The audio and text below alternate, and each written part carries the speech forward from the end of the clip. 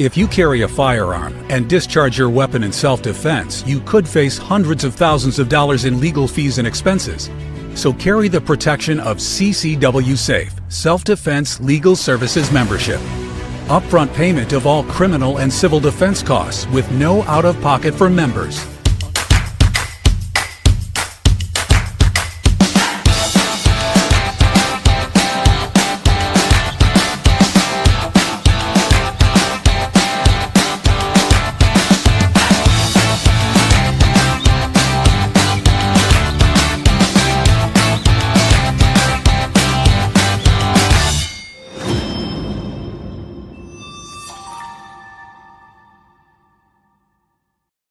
Welcome to our July 4th edition of the Political Pirate Podcast, featuring yours truly, the old salty dog, and the captain of our ship, none other than Ted Yoho. Good morning, Ted. Happy 4th, baby. Good morning, John. Good morning, everybody, and happy 4th of July. Yeah, I tell you what. So we're gonna dedicate our show today to the 4th of July. We're gonna talk about a story right here off the top that is not surprising, really, but a little bit scary and disheartening to a certain extent. And that is, and then we're going to share with you some of our memories of 4th of July and experience, and some of what we each think the 4th is all about for us personally and for us as a nation. But I want to start here, Ted, with a story out of the AP. National pride is declining in America, it says, and it's splitting by party lines, according to a new Gallup poll. And I pulled up this picture because when I read this is kind of what I think about. The Statue of Liberty, kind of just like that picture, kind of sad about this, because I never really thought that our country would get to this. And before I open it up to you, Ted, I want to read this one little figure here, because this is the crux of what I'm talking about. According to the Gallup poll, only 36% of Democrats say they're extremely or very proud to be an American. I mean, 36%. I'm surprised. This is what surprised me. I'm surprised that there's any group of actual Americans, I'm saying, citizens of the United States of America, that feel only 36% feel pride in America. That's just hard for me to fathom. Yeah, it is. It really is. And if they feel that strong about it and they dislike it that much, move, because America is what it is here in this country. America is liberty, freedom, and it means so much to people around the world. And if you don't like it, instead of trying to change it to your ideologies, just move. Yeah, that brings up, as you always do, an interesting question. I'd love to know the answer to this. How many communist countries, let's just go right to the top or the bottom, however you look at it. How many communist countries have to deal with people lining up to get in their border, who are bum rushing their border, who are trying to take advantages of the services they have, or just simply seeking opportunity? There are people legitimately trying to sneak in here for opportunity. I get that. If I was in Guatemala, I'd probably be trying to get here. So I understand that. But how many, Ted, you travel all over the world nowadays. How many countries have to deal with people trying to sneak into their country for opportunity, for good reasons? I don't know of any communist ones. Not many. You've got China, and who sneaks in there are people from North Korea. That's about it. So they're going from bad. They're going from worse to bad, but around the world, it just doesn't happen. And it's just true in nature too. You take cattle; they don't go to a field that's barren and no grass on it. They'll go to the one that has the green pasture. You look at birds. The animal world is so much smarter than we are. And 36% of Democrats. Only 36 of Democrats. Only 36% say they're proud to be an American, basically. That would leave 64% that don't like it. So, again, send us your email. We'll send you a ticket. Yeah, we'll get you on out of here. Think about this, Ted. How many times have we had a flotilla leave Florida headed to Cuba? Or leave Florida headed to Venezuela? That just doesn't happen, right? But Florida's had to deal with that ever since the Castro Revolution, of people, Sure. and we're glad to have a lot of these people, proud Cuban Americans, but people don't generally leave. Even the elites threaten to leave, and only a select handful leave. And when they leave, they don't live like a peasant in the country they go to. They leave and live in a mansion and castles and all this kind of stuff. Sure. And I admired the ones that said, I'm going to leave if Trump wins. And they did leave. I admire that because they stuck to their convictions. I don't agree with them, but, I wish more people would move with their feet when they say stuff like that. Like you said, there are no flotillas leaving America going to Cuba, Venezuela, Haiti, any of these countries. They come here for a reason. Why would a man risk his whole family to come to America in a makeshift raft and float 90 miles from Cuba to here? That's how strong freedom is. And the thing with the past generations, for the most part, they assimilated into this country and adopted American ideologies as their own.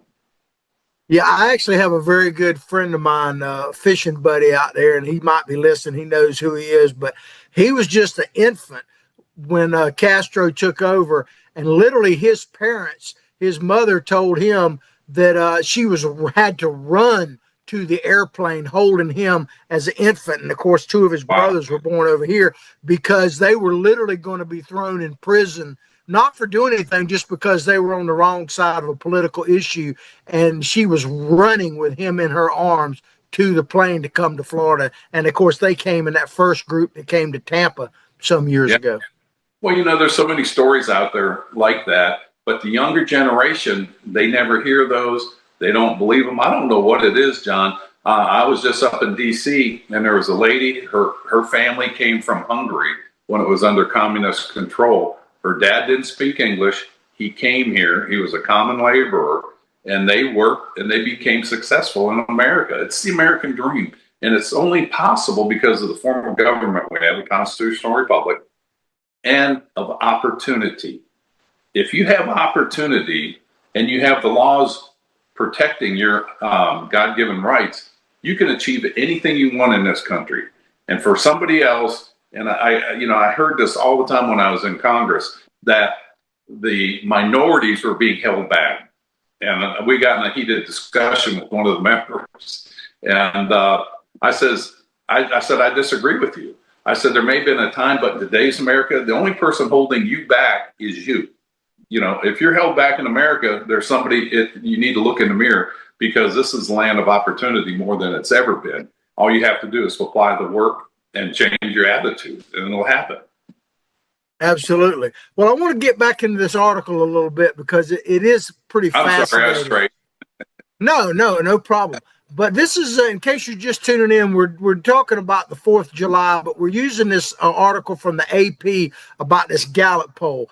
More about this poll. The findings are a stark illustration, according to AP, of how many, but not all, Americans have felt less a sense of pride in their country over the past decade. This is the interesting part. The split between Democrats and Republicans at 56 percentage points is the widest since 2001. In other words, the difference in the amount of Republicans, which is usually in the 90 percentile, and the Democrats now at 36% is like a 56% gap there.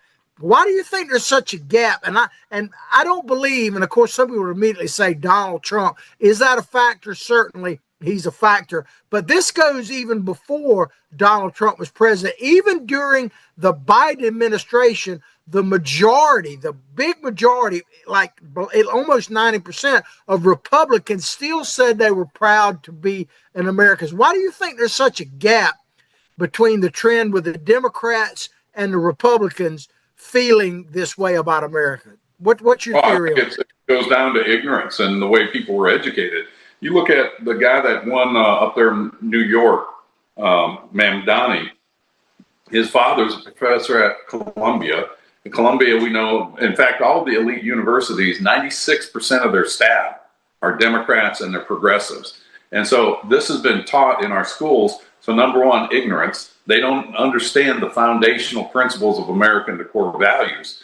And if they understood that, they wouldn't feel that way. If they were to go around the world and travel, they more than likely wouldn't feel that way. If they worked for a living and just worked to get to where they are in life, they wouldn't feel that way. If you're handed something, like some of the wealthy people that have inherited money and didn't know how that money was created, then you start changing your ideologies. And this is what I saw with Obama. Obama came in, can I say came into this country? I'm not going to go into that discussion right now. But here's a guy that, by all outside lookings and trappings that he has, he's an American elite. But he despises this country because of the racial divide. And he had an opportunity to unite this country more than probably anybody before him in the last 3 or 4 decades. And he divided this country more, white against black, wealthy against poor. He divided that to his advantage, and he became a multi-millionaire. And he was the guy that said nobody needs to make more than $250,000. There was a hatred for this country, and he carries a chip on his shoulder. And I think there's people like that. And I know you're going to go into that video of that one person. Well, you mentioned the Obamas, and we're going to get into them more in just a moment. But you were talking about the money, and I told people were worried about Michelle Obama running for president, and I said it's not. I told people flat out, Ted, it's not going to happen. And they said, well, blah, blah. And I said, let me tell you, there's one reason why it's not going to happen. They're not going to take that pay cut. They're not going to. The Obamas have a $500 million deal with Netflix. Is that what it is? $500 million. That was what they signed. Now, they may have renegotiated, and it probably went up. But $500 million, and of course, if they have any stock options, Netflix stock has gone way up. So I said there's no way in the world they're going to take a chance that they might actually lose and put all that on the line. They're never going to do it, because the one thing we know about the Obamas, love them, hate them, whatever, they love the lifestyle of the rich and famous. They hang out with the upper crust of the world. The Obamas are absolute jet setters. They really are. The funny thing about when you compare Donald Trump doesn't really gravitate towards the jet setters, even though he is one and he's a trendsetter. And I'm not saying he doesn't hang out with super wealthy people, but Donald Trump, and this is what attracted to me when I lived and worked in New York City in the 80s, Donald Trump likes construction people. He likes to actually hang out with average, everyday people, believe it or not. And I actually ran into Donald Trump. He wouldn't remember me from Adam. I didn't talk to him. But when he was coming through a job, cut yourself short there, John. Everybody remembers you. Well, I remember him, and I've always been a fan of the Trumpster way before he ran for president, just because the way he carried himself with the common folks that I saw in New York City myself. But the Obamas are jet setters, man. There's no doubt about it. Here's the difference. Here's Trump. He carries his cup like this. Here's the Obamas. Yeah, well, you mentioned cups. Here's my cup. It says, I want you on my side of the wall. My wife gave me that when I first started doing a show a few years ago. Well, I'm glad you brought that up, because you see this cup, it has no logo on here. And if you want to be a sponsor, your logo will be here and you'll get national recognition. Absolutely. And we're going to be coming out with a brand new logo here very soon. By the way, I think I mentioned at the top of the show, but our show is now going to be called, it's the 3 Ps, easy to remember, Pirate Political Podcast, the 3 Ps. And we educate, activate, motivate, and activate people. That's what it's all about. But, I asked you why such a gap. Here's something that's even sadder, Ted, getting back to this Gallup poll about. Lay it on me, John. It says here in the polling, only 4 in 10, which the last time I did my math, that's 40%, adults who are part of Generation Z, they're calling them, which is defined as those born between 1997 and 2012. So 40% of our young people that are Democrats don't feel pride in being an American. That is frightening to me, because that is the future right there. if that holds true, I'm not saying it's not true now, but if it holds true through the rest of their life, we're in pretty deep trouble. We are. That Generation Z, that's the way they're going right now. Of course, who are they influenced by? They're influenced by the AOCs, the P. Diddy's, Beyonce, that disgusting lady that won that song for Wet blank, blank, blank. And they're influenced by those people in social media. And then you have the nefarious actors like Russia, China, Iran, South Korea, or North Korea, not South Korea. They're all on the social media spewing this hatred for America and telling everybody how bad this country is. And then you have the influencers that get on there, like your Mulvaney guy with the Bud Light, that are telling everybody how you should act, and it's not true. The neat thing is the change that we're seeing when it came in with Trump with his hard stance on the nonsense. The transgender movement, it's out there, but it's not front and center. And Generation Z is starting to change. I was listening to an interview last night with Riley Gaines and some of the other female athletes that got bumped off of winning their medals because of the transgender males that were in there. I don't even want to call them transgender. The confused males that were in those sports that bumped these women off. Now they're speaking up and they're taking medals away from the guys that were in women's sports. And so the tide is changing, and I think there's enough Generation Z out there that really feel the pride of America. And of course, you and I both know it. You see it more in the country than you do in the urban areas. It's just a different mindset being raised in the country versus the urban cities. And so I have hope in America. I believe in the system. You got to have faith in the system. The system has gotten us where it is, and we've had ups and downs in the past. We've had this divide, maybe not as, I've never seen a divide like we have now, but we have gone through these things. And if you have faith in the system and we vote properly with the right candidates, we'll get through this and we'll come out a stronger nation. I truly believe that. Well, Ted, you mentioned that there's some signs of positivity about, so a lot of the young people, I have noticed it myself, are feeling the shallowness of what we've created here with this new kind of belief system. It's not very fulfilling. And that, to me, Ted, and I know we've talked about this a little bit, so I know you feel the same way, which is why I'm so glad that we've partnered up here on this. Because when I first started doing a show a few years ago, one of the reasons I did it was to pay back what was so freely given to me, the sacrifices that were made, because I kind of see our generation as a bridge between the people that like the greatest generation, the World War II people, the founding fathers, all the stuff that we learned, and the kids that are just like this now, just staring into their cell phones like that. We're like this bridge, because I tell people all the time, once our generation is gone, I'm not trying to put us up on some pedestal, but once our generation, our baby boomer generation is gone, that gap is not going to get bridged. So I feel a special obligation to bridge that gap, to carry what was instilled in me and my upbringing, to pass it to the next generation. What they do with it is up to them, but I definitely feel an obligation to pass that on. You're so right on that. It is up to us, and it's not that we've got everything figured out, but we're rooted and grounded in those principles that made America great. We've been beneficiaries of that. This is the thing about Obama and those type of people. Here's a guy, and he's like the third or fourth removed heir or the nephew of a very wealthy person. That person created all this wealth, and he's passed this on for generations. Well, then you get somebody like Obama who inherits that, but he doesn't understand how the money was made. He doesn't understand the sacrifice and the price paid for that.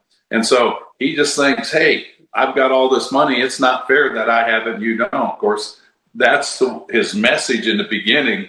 And like you said, there ain't no way they're giving that up. They're not giving that up. But they forget how it was made, and you got to keep working those things that got you that way. And this is what I like about the Trump family. I listened to a podcast by Eric Trump the other day, And he gets it. I mean, he's worked construction since he said he was 11 years old. I'm sure it's different than how you and I work construction.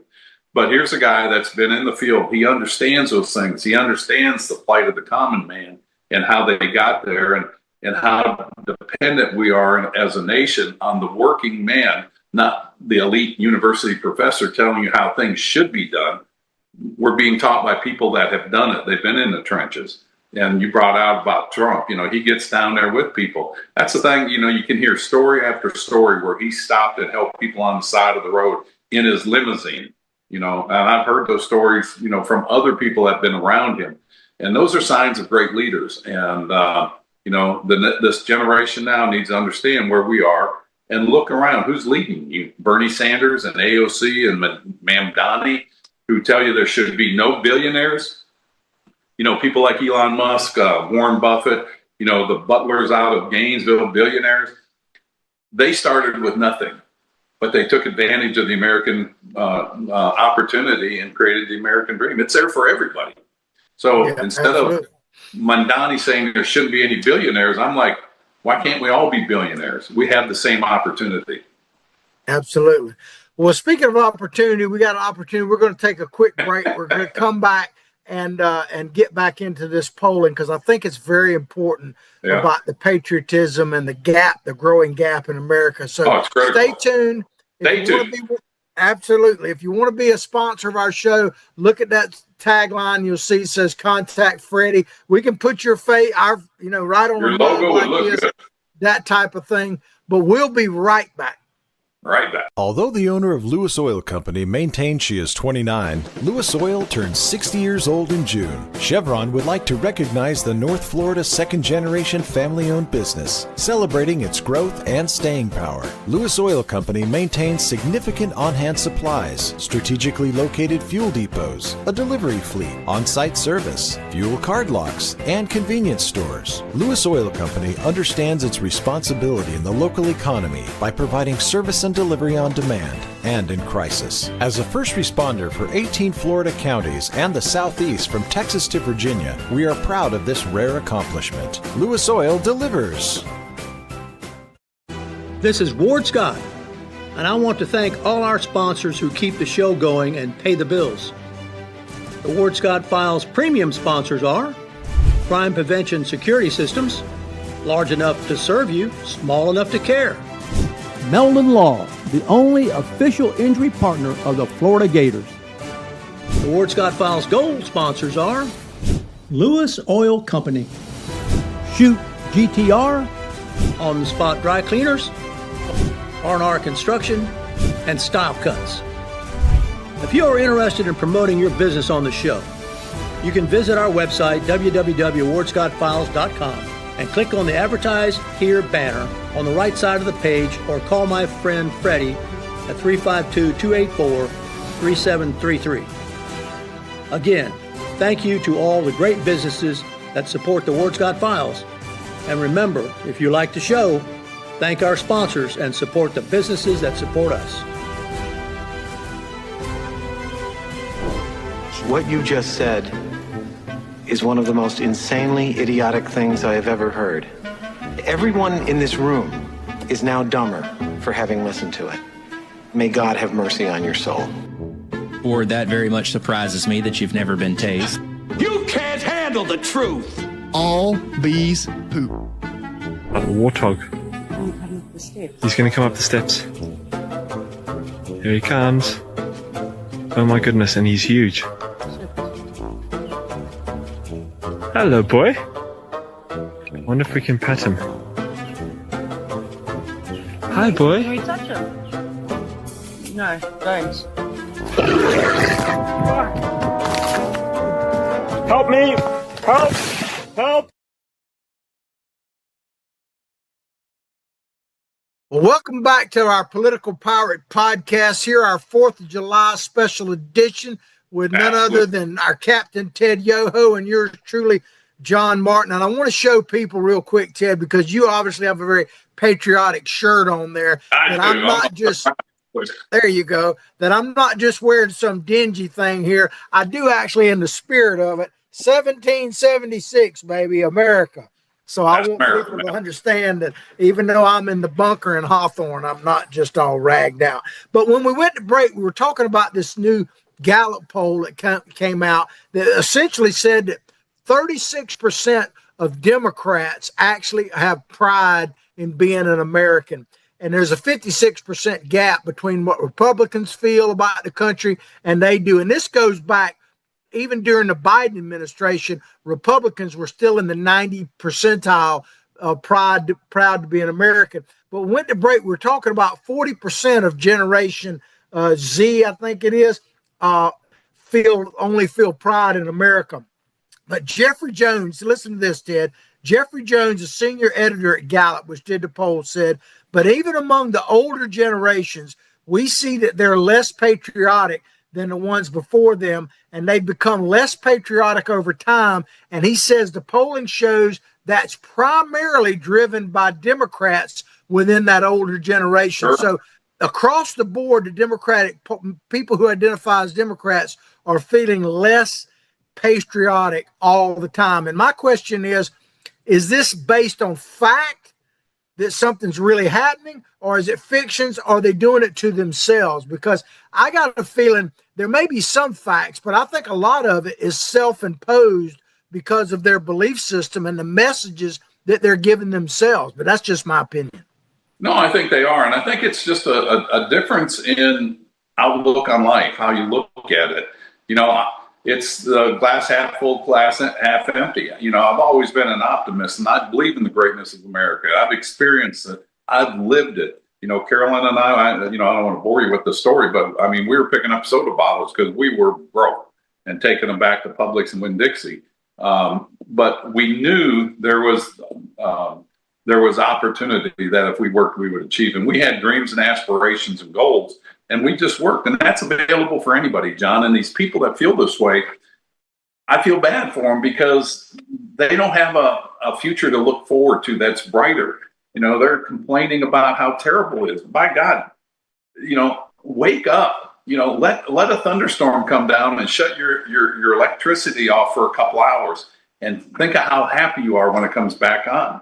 You know, that's America. You know, you're in an area and in a country that you can do literally anything you want to, provided it's legal, moral, and ethical in this country. And you can't do that in any other country, John. I mean, I was in Thailand, and when I got off the bus that they picked us up from the airport, I was in Congress. You get the embassy attaché that comes and kind of gives you a briefing on the country.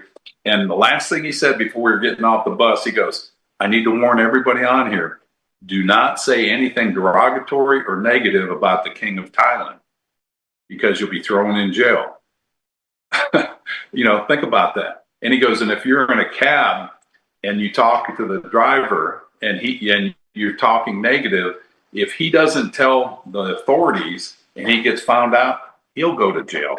So, you know, for the Democrats that don't like this country, go to one of those other countries. I'm sure Rosie O'Donnell and Ellen DeGenerate, I'm sure they have a lot of space in their villas over there, and they would be happy to have a company with misery. Misery loves company. So, you know, there's plenty of people you can go to. Yeah, well, you know, it's interesting you mentioned that about going to other places, and they talk about Canada all the time, you know, and fleeing to Canada.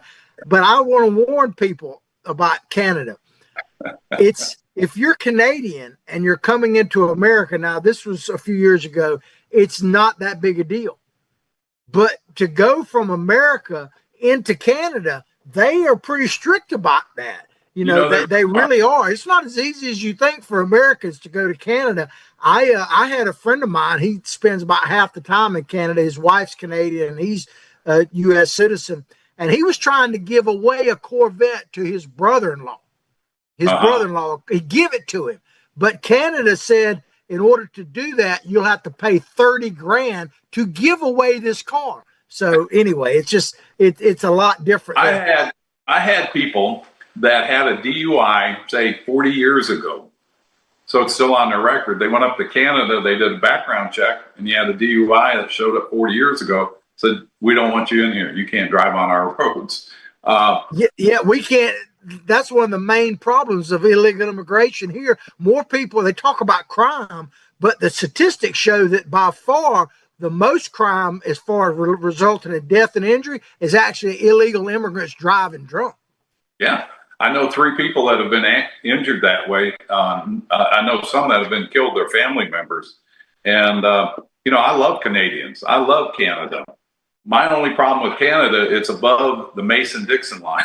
And Ted doesn't like to be above or below 70. I like 70 and above. It suits me well. I hear you.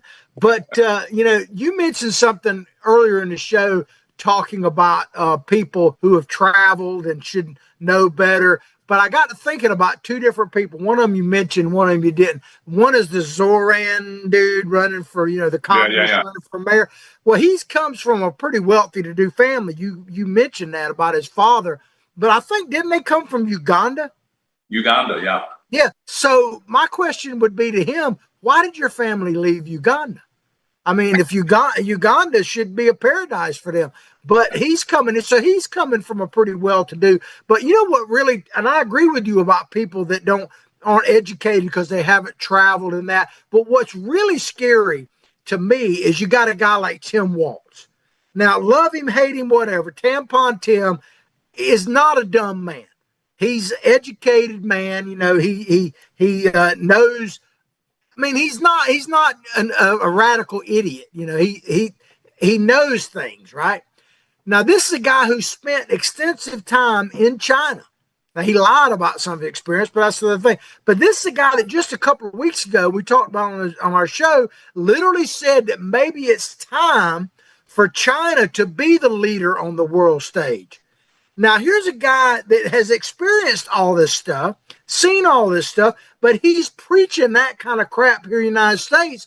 And those people scare me because, a young person might say, well, here's a world travel guy. Here's a guy who was in the service. Here's a guy who was close to being vice president of the United States, was governor of this state. And he's telling me this. I don't think he has any credibility, but I can see why a young person might think he actually has credibility. And that type of thing scares me because I wonder, could they really believe the crap they're preaching? Well, I'm glad you brought that up because I meant to bring him up in that paper I sent you. You've got people like that. We're talking about Generation Z, how, they're just ignorant. They don't understand the foundational principles of this country. If they do, they wouldn't act the way they do. Then you have people like Waltz, who knows better. He knows what this country stands for, but he's got that political slant he's got the liberal Democrat disease that just has a hatred for this country. And again, if you feel that strongly, Tim Walz, move. Why do you want to change what we have in this country to fit your ideologies instead of accepting the way this country's been for 250 years, and it's a work in progress, but you don't tear it down because you don't like it. You work to make it better. And when he was in Congress, he wasn't working to make it better. He was working to divide it, and he's still doing that. And to say that China would be better at running the world order and setting the rules of the new world order that is developing, he's way off. And I want people to understand, I don't believe in the world order and globalists and, all that stuff, or one world government. I believe in a standard that America has set, that people aspire to come to this country, that beacon on top of the hill, that 4th of July really exemplifies and amplifies around the world of freedom and liberties of what you can do in a country. And Tim Walz talking about that in China. Yeah, go to Tiananmen Square, Tim, again, and pay attention, because the tanks ran over people, up to 10,000 people they just killed right out there. And there's only one thing, Ted, I can think of that might actually improve if China led the world. We might have more access to human organs for transplant, because they are harvesting organs from people, harvesting. So that might actually improve. Well, since you brought that up, I want people to know I just wrote an op-ed that I submitted. Hopefully it'll get printed, but I sent it to John and it'll be on the website, about made in China. What is the real cost of being made in China? And they're not going to celebrate a 4th of July like we do. Yeah, absolutely. No doubt about it. But let's get back into this again a little bit. We're talking about a new Gallup poll that came out that talks about the slipping, if you will, of feeling patriotic. Yeah, feeling patriotic about America and how the Democrats are actually, that's one thing they're leading in, and that is being unpatriotic. Because, Ted, I was thinking about this. You know, I've said this about like guns. Growing up in the environment I did, I never thought about gun control, or I never even thought about the Second Amendment because we just all had guns. It was just part of it. But here's another thing. I never really thought about being patriotic when I started to think about it. I grew up with the World War II generation in a small little southern town here, and we just were patriotic. I never gave a thought to, well, should I be patriotic or how do I feel about that? We just were. I never even gave it a second thought. It wasn't until I became an adult and all of this crap that we've been getting over the last 30, 40 years that made me think about it. Exactly. And I started off in Minnesota, went through the 4th grade. Every morning we said the Pledge of Allegiance. I never thought about getting down on a knee and not saying the Pledge of Allegiance. We were Americans. It's like you said, we didn't make a distinction of being patriotic or not patriotic. We just were. And yeah, it was just part of life. It's like the air you breathe. Yeah. I feel, but you wonder why some of these things are changing. And I want to play a video here. You mentioned the Obamas, and it could be attitudes like this. I want to play this video if we got it set up of Michelle Obama when basically she was accepting that they were winning the election and going to be the first couple of United States of America. Take you down memory lane. Check this out. Seen that. Memory, I don't. But what we've learned over this year is that hope is making a comeback. It is making a comeback, and let me tell you something. For the first time in my adult lifetime, I'm really proud of my country. And not just because Barack has done well, but because I think people are hungry for change. And I have been desperate to see our country moving in that direction and just not feeling so alone in my frustration.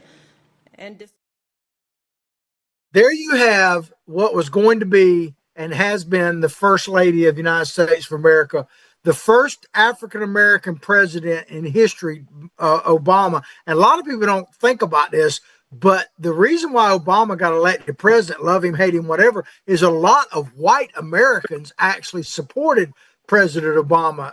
A majority, actually, in some cases, voted for him. And at the time he was elected, Ted, I kind of felt a sense of, well, you know, maybe it's overdue. We'll give this man a chance. But I got to tell you, when I heard Michelle Obama say this, and I go back to saying I was raised with the World War II generation, I have to tell you, watching that live, which I did, really pissed me off because I'm thinking, how in the world, if you look at where you are in life, where your husband is in life, where you're about to be, how could this be the first time you're proud to be an American? Now, you could talk about the black experience and all that and everything, and I get it. I get it as much as an old Southern white dude could. And I can understand feeling a certain, but to me, you would feel gratitude and overwhelming a sense of accomplishment. But to literally say it's the first time, so in other words, you hadn't been proud when Martin Luther King came on the scene and did what he did. You weren't, I mean, I go back and look at Mr. Douglas back in the day. You know, they tore his statue down when he came out, you know, back during the Civil War. I mean, if you know your history, there's many reasons for black Americans to be proud of this country, and there's many reasons to be upset as well. It's a mixed bag. Human beings are, but I don't know. It just really ticked me off, Ted, when she said this, and I'm wondering what you thought about it when you heard that the first time. I just want to know how you really feel there, John. You can tell it just gets I remember those words. I watched those words. And like I said earlier in the show, this was a great opportunity for the Obamas to bring America together. But that divide opened up, that chasm opened up more than I've ever seen. And that was the beginning of it, because it was white against black, conservative against liberals. And it's grown since then. And the Democratic Party really changed It started with the Clintons, you know, when she called everybody deplorables and all that, but Obama was there too before that. But it's been festering, and now it started off as just a little spark in the woods that was smoldering. Now it's a raging forest fire, and that's why you see this hatred we have and the riots where they were having them with in Los Angeles and all these other cities over immigration. It's because they worked at dividing America more. It was an opportunity for the first African-American president. And I was like you. There was a lot of white people that voted for him. My mother voted for him. She and I told her I didn't. I said, I can't believe you voted for him. She goes, well, you're racist. It's because he's black. I said, Mom, if I remember, he's half white. And I don't like the white half either. And we talked about that. The second go round, she didn't vote for him because she didn't like his politics and the division that he was doing. And she was the older generation, obviously. My dad was in World War II in the Air Force. And that message that we grew up with, and it's like you said, I never thought about being patriotic. We just were. That's been lost on this generation. And they need to come back to our roots and appreciate what this country really has. And our educational system, all the way through, but especially at the higher educations in our universities where the elite professors are, they're not teaching this. And I'm sure you've talked to students from the University of Florida, Santa Fe, not so much Santa Fe College, but if you have a conservative viewpoint, the professors just don't like you. I mean, and they're afraid to speak up. And that needs to change. And I think you're seeing it change. And Trump's doing a good job. I mean, it's ugly, it's brutal, but it needs to happen. Well, I think, too, the fact that, the legacy media has been so damaged, and Trump has exposed them in so many ways in his campaigns and now his second term as president, that it makes him more important than ever shows like what we're doing. Because to me, I asked, what can we do? And I talked earlier about my own personal motivation. I know you share the same thing. We have to educate, motivate, and activate people. And I tell people all the time, not everybody can be a fighter, but everybody can support those that are in the fight. And so that's why I ask people to support shows like ours, like what we're doing, spread it far and wide. Maybe if you're a parent or grandparent, give your grandkids an assignment to watch a show like ours, so maybe they get a different point of view. We'll be hope and inspiration.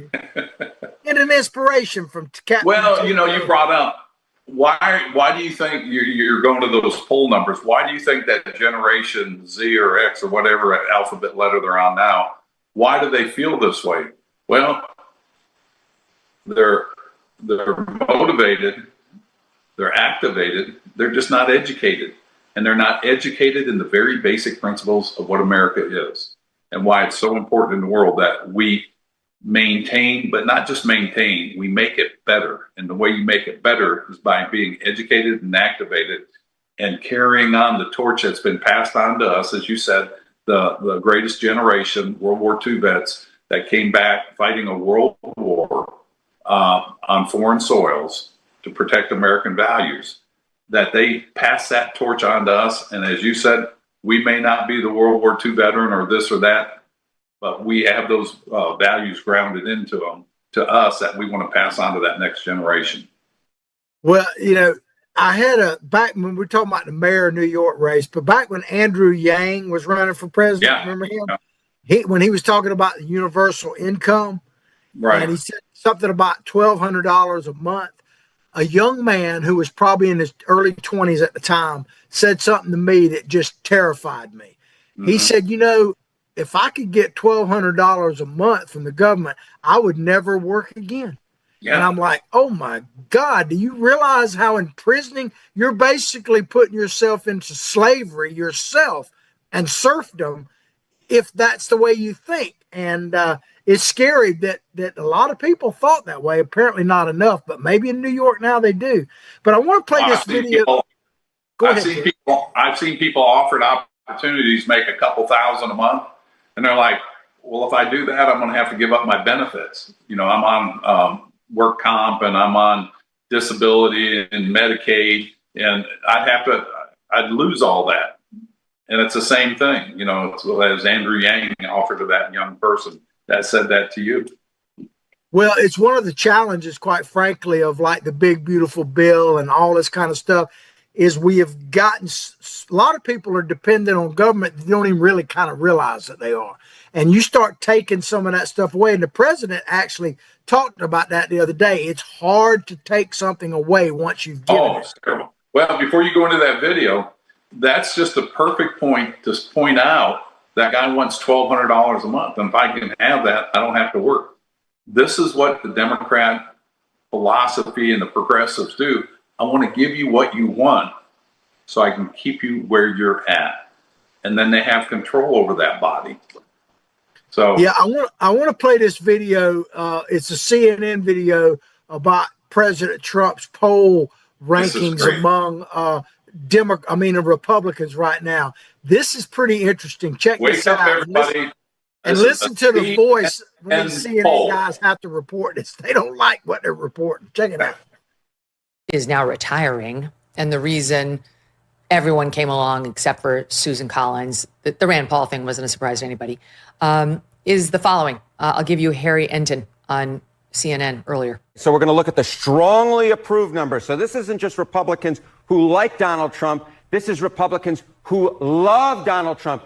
And he's up like a rocket. Look at this. In July 2017, the strongly approved was 53%. That's pretty good. But look at where he is now. 63% of Republicans strongly approve of the job that Donald Trump is doing about 5 months into his presidency. Republicans love Donald Trump the way that Americans love Disney World. The bottom line is 63%. That is a huge, huge base. And of course, it's just part of a Republican base in which about 90% of them overall approve of him, including the somewhat approves as well. That's the thing, Charlie. There was a political reality in that Senate overnight. That to me is an amazing stat right there. If people didn't really get it, let me just explain it very quickly. What that CNN reporter is showing is that among Republicans who voted, in this case, overwhelmingly for Donald Trump, they are as happy with him being the president and what he's doing basically as any president in modern history has been. Now, it's not his overall approval rating, but of the people that essentially put him in office, they are loving what he's doing. Go ahead, Ted. You know how painful that is for CNN to have to do that. For them to do that, I applaud them. But it's just that it's really the sentiment of the silent majority in America that is doing this. And that's always been true. The silent majority is silent for a reason. We don't have to go out there and bluster and, tell everybody how great we are or how great America is. We know it, and we want you to experience it. And, I think there's just a lot of truth to that. Don't trump or blow your own horn. So go ahead. I was going to say something. Yeah, you always trigger thoughts in me, Ted. You know how that is. It's like, I've shared this before, but I'm in recovery myself. I've been clean and sober since March of 1988. And I used to work at a drug treatment center. Congratulations. Well, I appreciate that. It's been a lot of hard work and a lot of help from other people and God's grace. But I used to tell my clients when I worked at a drug treatment center, if I could take this shirt off and put it on you, you could feel the way I feel about being sober, then you would do anything to get there. And I feel the same way about how I feel about being American and patriotic. If I could literally take this shirt off and hand it to some of these young people, especially, and they put it on and they could feel the way I feel about this country, I would give it, I'd literally give the shirt off my back for them to feel that way. And so that's one of the motivations. I get emotional thinking about it for doing the show, because I want people to feel the way I feel about being in this how blessed I am to be here. That's what I want people to feel. Sorry, I get emotional thinking about it. No, you do. And that, that's why you do so great on the radio or on the podcast, John, is because your heart's in it. And it comes across. And, I feel the same way. I get a tear in my eye when I watch the Star Spangled Banner being sung or played, or the Thunderbirds fly over, or Navy jet, or military people standing up, saluting, saying the Pledge of Allegiance. I get a tear in my eye. When I see people achieve, when they work hard and they achieve, I get a tear in my eye. And I would speak to young groups that were disadvantaged and they were in a wayward home or, a foster home. And I would talk to that group and I would get tears in my eyes. I actually cried because I remember where I was when I was out on my own at 18 and how you feel lonely, despair, like the world's against you. But I had that flicker of hope. And I love this country. Like you said, I was patriotic when I was born, I think. You just never thought anything different. And that's the thing that we have to pass on. And you just can't give it to them. You can inspire them to have that. I appreciate your feelings. Yeah, absolutely. God bless America and God bless Carolyn Yoho for rescuing you. Tell her I said that. But I have so many memories and we're getting close on time. I'm not going to share them all, but the 4th of July has always been special to me. We used to take these trips as family on 4th of July, all that kind of stuff. But I want to play for you, Ted, my greatest personal memory of 4th of July, because I was at this event in New York City. That's pretty awesome. You said you were there. Yeah, I was on a rooftop not far from where the president was speaking. And I was up on a rooftop party and could see everything perfectly. It was right on the river. It was unbelievable. This ought to be played in every classroom around this time. I'm just going to play the short version of it, but people really need to watch it all. Maybe I'll post it on our Facebook site. I would. Here's President Reagan lighting up the Statue of Liberty, guys. Check it out. Known around the world as a confident and a happy people. Tonight, there's much to celebrate and many blessings to be grateful for. So while it's good to talk about serious things, it's just as important and just as American to have some fun. Now, let's have some fun. Let the celebration begin.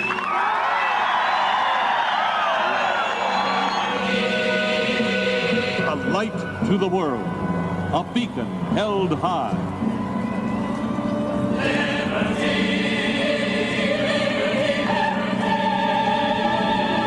The great symbol of freedom beckoning from a harbor.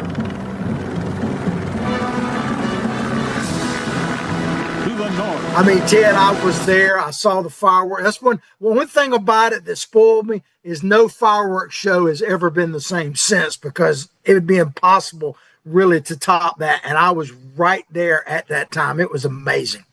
That's AmericaByGod.com. Absolutely. Well, we've only got about 5 minutes left in the show, and we've covered a lot of it. And you mentioned about kids beginning to turn around a little bit. There are some signs. Trump's election is a sign to me, but there is somewhat of an awakening, and we just got to keep kind of pushing that. And because there's a lack of perspective. There's a forgotten history in this country, both good, bad, and ugly. I'm for teaching it all. And what you talk about a lot, Ted, is there's a loss of culture. Mm-hmm. There sure is. And, I've been blessed to have lived pretty much my whole life in agriculture. When I was 15 years of age, that's when I started. So I've been around the rural crowd, and there is no lack of patriotism around that. And when I was in Congress, we would do the military academy nominations, and to see these young men and women come in there and the pride in this country, willing to serve this nation, and the interns that came up to our offices in DC and in the district that have moved on and gotten involved in politics for the right reasons to defend what this country stands for and those values. It makes you proud, and it's not lost. It's just that we need to get their voice out more and get it out into the media, because the media is working against us. And that's why our show is important, to get this message out, to let people know there are other beliefs out there that are strong about America, and suppress the AOCs and the Bernie Sanders and the Zohran Mamdani that's telling everybody how terrible this is, or Ilhan Omar saying that maybe it's the white men that are the problem. That was their whole thing when they came in. The squad is the white old patriarch, the misogynistic. Well, they're misandric, meaning that's the opposite of misogynistic, that hatred for women. The misandric is the hatred for the old white guard. And it's on display with the Squad and those kind of people. And the Zaranis, he wants to go after white elites in neighborhoods. And that's not America. That is anti-American. And there's a lot of people out there, especially the youth, that feel like you and I do. And we just need to tell them it's okay. Believe in your country. Listen to Lee Greenwood. Say the Pledge of Allegiance. Absolutely, because people need to understand this. This is an experiment. America is an experiment, and we've not been around really all that long, and there's never been anything quite like America. And I want to play this very quick video, and we'll close the show out with this, and I'll give you the last word on it. But this is something that to me is a warning to people, because the light, the flicker we call freedom, is just a flicker in the darkness. Check out this video.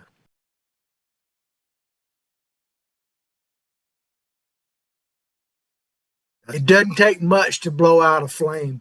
And, that's what scares me the most, Ted, is that we are that candle in the darkness. And if we're not careful, it could be snuffed out pretty quick. It is. And I can't overemphasize that book I was telling you about, The Miracle of Freedom, the 7 Tipping Points that saved the world. There's only been 4.5 billion people out of 100 billion that have experienced liberty and freedom like you and I have ever experienced on the planet.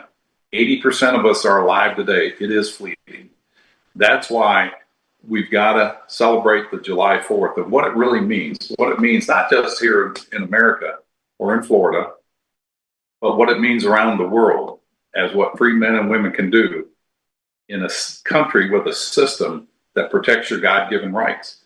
And you can do anything you want to do in America, really in any world, in any country that has our system of government. And it's here for everybody. Come join us. Don't try to take it away. You won't like the results. What he said. God bless y'all. Happy Independence Day.